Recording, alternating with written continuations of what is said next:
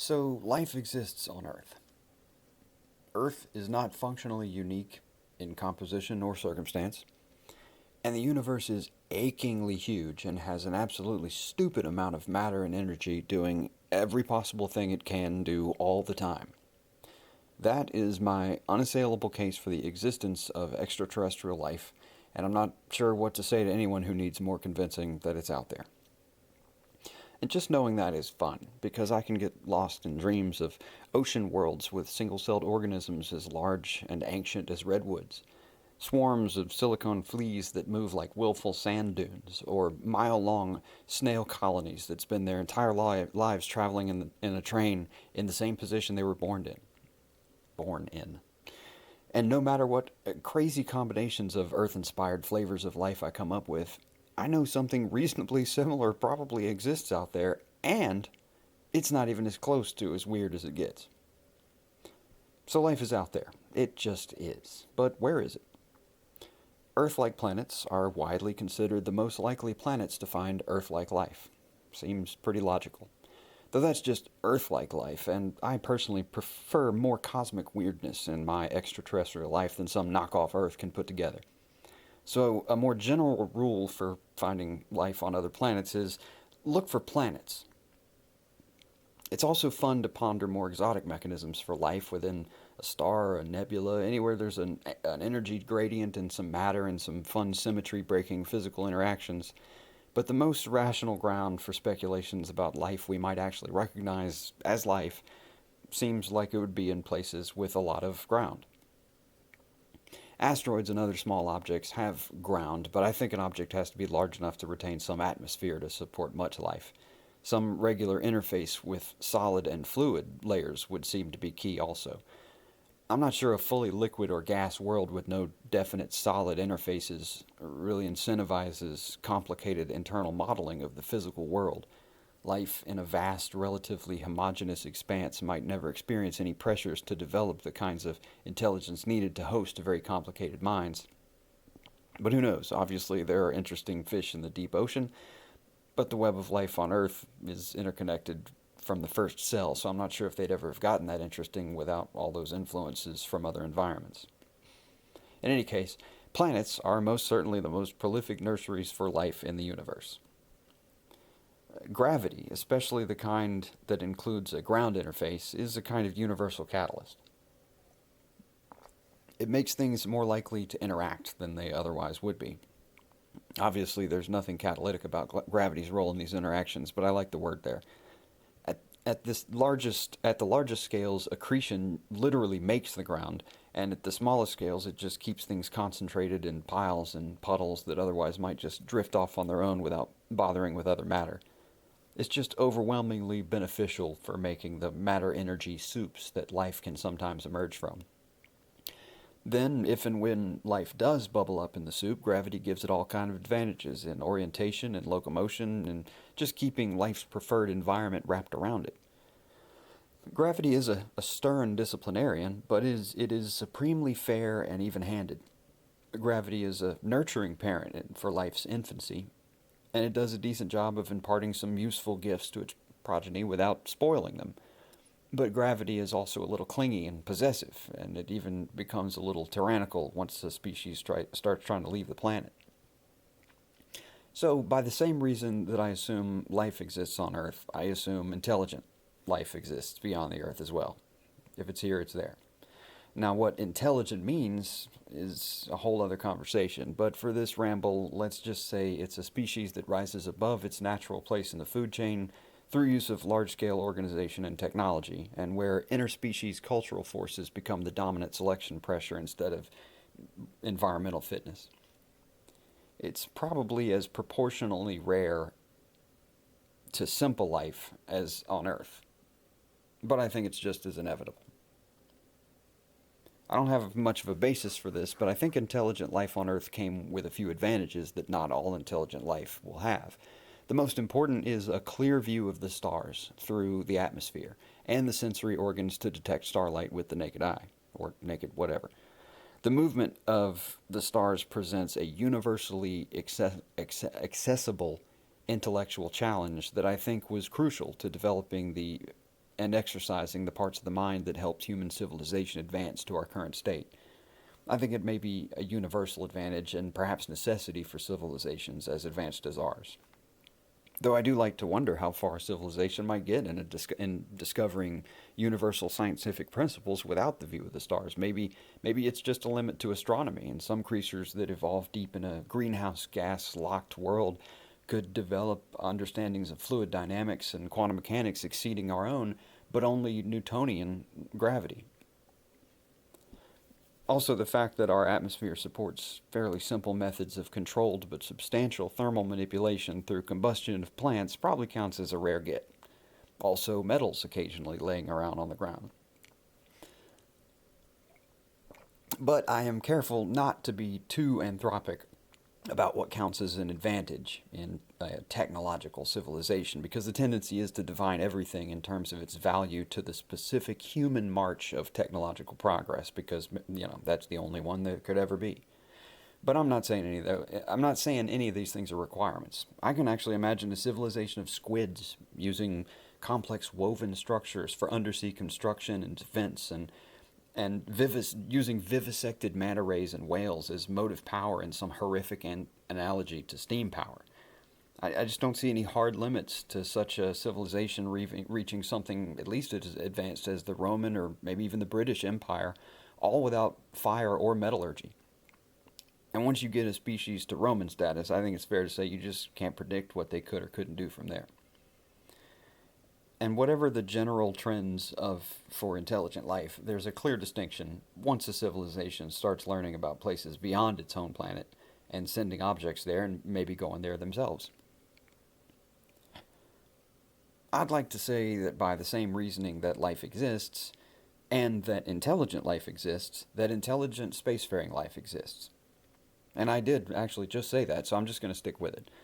My reluctance is because I don't want to suggest it's an inevitability for intelligent or even highly advanced life to go to space. Not exactly. I think there's a chance that actually going to space is extremely rare, even among species that know a lot about the universe.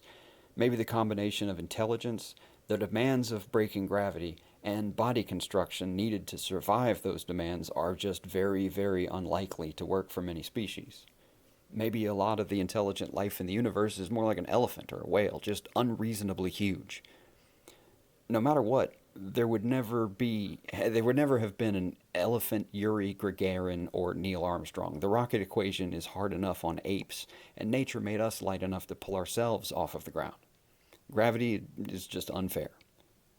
But I think robotic probes, or maybe some attempts to seed other worlds with spores or something, might be common alternatives. So I guess it's more accurate to say I think it's pretty inevitable that an intelligent life that has natural senses that allow it to be aware of space beyond their planet will inevitably endeavor to interact with space in some way. Interesting, this clarification is completely contrary to the titular claim of this essay, but I haven't actually made that claim yet, so I'm just going to pretend none of this happened. Okay, so it did happen, so I'll address it. I think there's a good reason to focus on spacefaring life that can actually take themselves to space, because a colonial spore expansion theory, which is kind of silly, besides the colonial spore expansion theory, which is kind of silly, a planet-locked species is inherently limited in range, so it's just statistically less likely we'll ever encounter any of those. Also, it's less likely we'd have any means of understanding one another than another space-capable species. There's just a lot of inherent common ground and means to communicate ideas between two species that build spaceships that they actually climb into. Even if distance prevented us from ever communicating in real time, or even completing an exchange within a human lifetime, the universal challenges of spaceflight might at least give us some means to understand how another species address those same challenges and a beginning to understand how they live. So for the purpose of this essay, I'm just going to use intelligent spacefaring life to mean exclusively species that go there themselves. I'm not trying to diminish species that don't. It's just simpler classification and it works better for the title. So it's been a really long road to saying I think intelligent spacefaring alien life inevitably exists. Okay, So where do we look for intelligent spacefaring aliens? Planets again? Makes sense. I made a lot of words saying that's probably where they came from. But then again, we're looking for spacefaring aliens, and planets have a lot of gravity, and being in a lot of gravity makes spaceflight really, really hard. Yeah, but they're advanced. They'll have awesome rockets, or space elevators, even, right? Well, sure. At some point, any species that moves towards sustainable existence beyond their planet will master gravitational escape far beyond humans' best efforts to date. They may sustain that mastery for a while, maybe indefinitely on their home planet. But the further a species ventures out into space, the more individuals who live in space will change. Even if moving between a planet's gravity and space becomes trivial, individuals who live in space will need to maintain their ability to exist in their home gravity in order to return. Maintaining that ability will demand resources and just become less relevant as they move further from their planet or just decide not to return. The further out they go, the less sense it makes to bother with ever returning to living in gravity. After a very few generations, maybe only one, spaceborne individuals will become reproductively incompatible with their planetary counterparts, not just due to gravity. I'm working on the general assumption that any species isolated from the pressures of its origin environment will diverge from its original form because of whatever process that led to the environmental pressures evolving the species in the first place. Even if it works in some radically different way than DNA, it'll be iterative and it's driven by environmental pressures. Seem like that enough will make isolation in radically different environments have the same effect on all life. There may be some genetic exchange with the homeworld, but it will be almost exclusively one way from planet to space, and it will be limited. A kind of speciation seems fairly inevitable. Even if they could maintain relatively close contact with a homeworld, I just can't see a spacefaring civilization not developing at least two distinct and increasingly incompatible subspecies. And I'm getting further out on a thin limb here, but I'm just going to speculate that's an unsustainable status quo. Eventually, the civilization will diverge, and the spacefaring intelligent aliens, the spacefaring intelligent aliens will become entirely that. Maybe it's a cycle, and different waves of spacefaring spacefaring intelligent life or cultures can develop from the same original planet and species. Maybe there's a lot of planet hopping involved, and they colonize new worlds and homeworlds too along the way. But I think the same barriers between planetary and space existence would lead to the same outcome every time. Any species that can exist indefinitely in space will probably find a lot of incentives to do so. So if we're looking for intelligent spacefaring civilizations, I think we actually shouldn't be looking at planets, but in space. That narrows it down. Well, yeah, that's stupid. Where in space? Well, they'll still need resources to support the technologies they use to survive, move about, and build in space, and that means matter and energy. And in this universe, the place to get matter and energy is pretty much solar systems. That actually does narrow it down. But that's where planets are, so we're already doing that. Except I made a big deal about how I think they won't be hanging out on planets. So solar systems, but not planets. So that pretty much leaves the sun and other. And stars tend to hurt up close. So I'm just going to go ahead and say it's other. That's where we should be looking. Other. Other is asteroids, comets maybe, smallish moons, maybe planetary rings, anywhere you can collect a useful amount of matter without getting pulled into a significant gravity well. I expect they'll find ways to set up permanent settlements and industrial capacity. A great deal of resources are available in areas like Sol's asteroid belt. It has enough surface area and raw resources to support a massive population indefinitely, provided they have the technology to convert the available raw materials into a fully closed technology supply chain. This is a long, long way from anything modern human technology can achieve, but a lot of that is economic and general lack of will, effort, and ingenuity. But if the whole human species somehow put permanent Apollo program level commitment towards colonizing the asteroid belt, it's not at all inconceivable that we could, even within the presently accepted limits of relevant technologies, do that.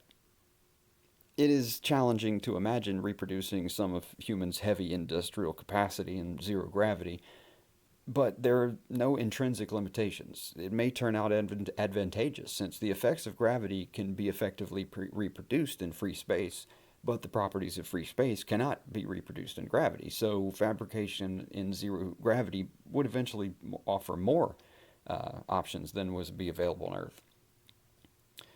So, once a species is set up with the technology to exist like that, they can probably do it pretty much anywhere.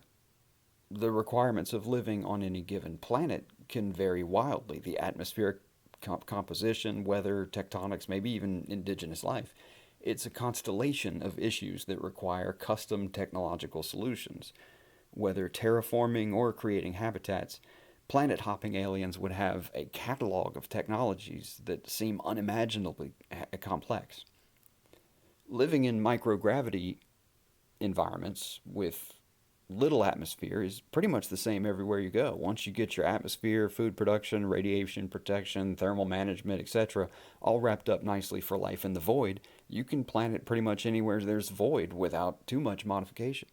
You can set up shop anywhere you can find the resources necessary to maintain your technology.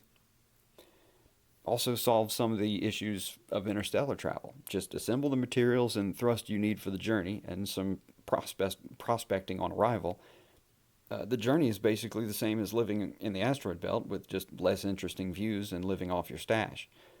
And of course, once you get there, they just need to find another field of useful matter and they're home. So that's it. That's why I say intelligent life is anti gravity. And it sounds good. But I think there's good reason to think spacefaring aliens will trend towards living exclusively in space. And if they do that, they'll probably hang out in places with readily available matter, but little concentrated gravity like an asteroid belt. Unfortunately, this is all entirely useless. We're just starting to reliably detect planets around other stars, and that's just to say they exist, have a general size, and more or less where they are in the star's orbit, but not even close to directly imaging them or anything. So it's not like we could just start combing the areas between planets and expect to find some neato pod cities of Fraggles or something. As with most of my points, it's unprovable, it doesn't change anything, and it was ultimately just an excuse for me to babble about the stuff I think about space for a while. But I did that, so mission accomplished.